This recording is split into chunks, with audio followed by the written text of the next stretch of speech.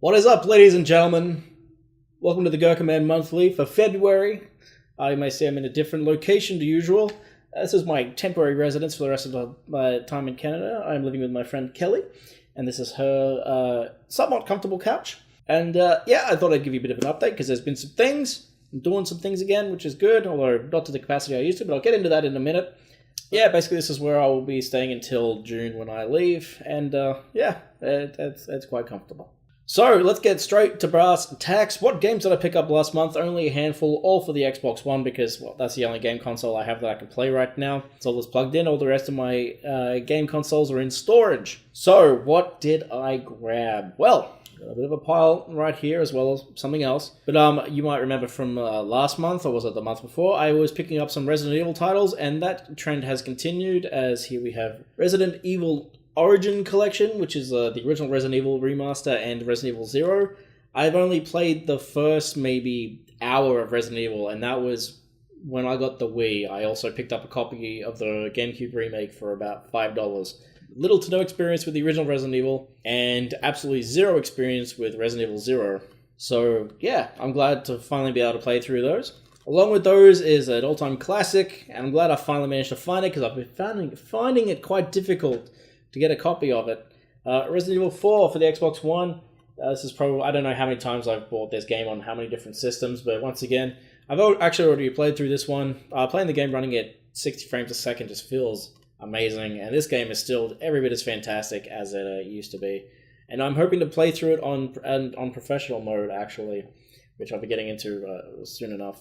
And alongside those two games, I just picked up two other games. These ones, Breath of the Wild is coming out in a couple of weeks. I needed my Zelda fix. I only have an Xbox One. What do? Picked up Darksiders, which I've played through previously and thoroughly enjoyed, and this is the remaster for the Xbox One. Darksiders, I think, is a bit of an underrated classic, to be perfectly honest, and I'm really looking forward to playing through it again. But along with this one, which I have played, I also grabbed Darksiders 2, the Definitive Edition, which is once again a remaster. And this was one that I haven't played, and I'm really excited to be able to play it. And really, in terms of game pickups, that's it for this month. That's all I picked up, nothing particularly crazy or exciting. In fact, they're all remasters of old games. I did, however, get one more thing. As you can see in this box here, some of you already know about this, because I posted it on Facebook. This is the Elgato Game Capture HD. This is one of the older models, and I got it at a... I picked it up for a couple of reasons. Number one, it's because it was a bit cheaper.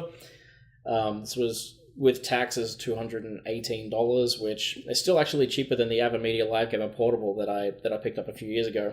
I've been using this to record a little bit. I've got a new schedule that I'm working on where I'm only allowed to record for 1 hour a day, and I'm only allowed to edit one episode a day, so that this isn't eating into my time like it was before. But the other reason I picked up this older card was because it comes with the AV cables for the PlayStation 3, which I will be using, of course, when I get back home to record GameCube games. So, that's what this... I do have one issue with this card, one thing that's kind of frustrating about it. The AverMedia Live Gamer Portable has a headphone jack, so that whatever is going into the card, the audio comes out through the headphone jack as well as HDMI, so you can just plug your headphones into it and listen to it that way. This doesn't have that, which means when I get home to Australia, I'm going to have to buy a TV with an optical out in order to get sound out of the GameCube, which is when I'm recording, which is kind of frustrating, because I used to just be able to plug my headphones into the capture card and listen to the GameCube audio that way. So that's a little bit of a pain in the ass. But I've been using the software, and so far it's a lot more complicated than the AverMedia software for recording, but it also gives you a lot more options and a lot more control. So even though it was kind of adjusting to it was pretty difficult, now that I'm used to it, I'm starting to actually prefer it. So like I said, I have been recording games again. I've been recording for an hour a day maximum, so I've only recorded 4 episodes in the 2 days that I've been recording, and I'm editing 1 episode a day. So none of these episodes will start really getting released online until I am back in Australia, so mid to late June is when these will start getting released again. I'm going to go through whatever I have left, which at the moment is Off Doom and Jimmy and the Pulsating Mass, as well as Space Funeral. Those are all still episodes that I have left to upload, but once those are done, you won't see anything until June. First game that I'm recording is actually Gears of War Ultimate Edition. Number one is because I really enjoy Gears, and the second Second reason was because I was already playing it, and when I bought the capture card, and I said, oh, well, I've got to finish this game before I start recording things, and I said, you know what, I'll just record this. It's the Ultimate Edition. There's some stuff that's blind in there for me. Even though I've played the original release a ton of times, the Ultimate Edition has the stuff that was exclusive to the PC release. So there's a whole act there, which I'll be playing through blind, which is pretty exciting. And that's what I will be playing through first, and I'll be following that up with Battletoads and Banjo-Kazooie, as was requested by you guys, because obviously Rare Replay Xbox One, I can record those.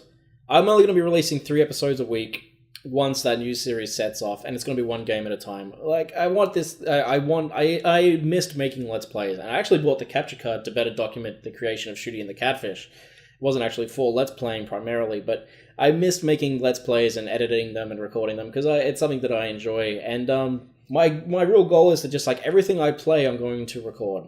But by limiting myself to recording for an hour a day, basically means I'm not going to be burning through games like I was, and I was finding myself, especially now that, as in other big news, like, I was let go from my position at Code and Conrad, so I'm technically unemployed right now, and I need to be focusing on the freelance work that I have coming in, as well as my own personal projects, and I was playing way too many video games, basically, and by limiting myself to only recording what I'm playing, that kind of helps with that and limits me a bit. That's it, basically. That's all I had to say.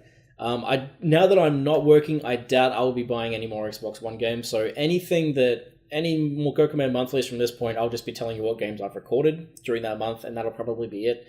I might pick up games very occasionally if I see them at a very, very, very low price. Yeah, that's pretty much it. So, I'm just going to be recording whatever Xbox One stuff I have here. I might play through the Halo games again. I've got Mad Max sitting there I'd like to play through, so once I'm done with Banjo-Kazooie and Battletoads, I'm going to be just looking at what I have in my collection there, and that's just what I'm going to play, so that's just the way it is.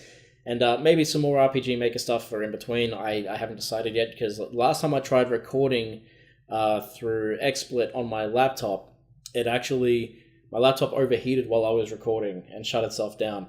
So if I can get the recording software for this capture card working on my MacBook, I can actually record directly from my laptop onto my MacBook that way, and it won't be an issue. But, yeah, anyway, we'll see what happens. Also, Mark, this is specifically aimed at you. I know Doom had issues with the audio syncing up the video.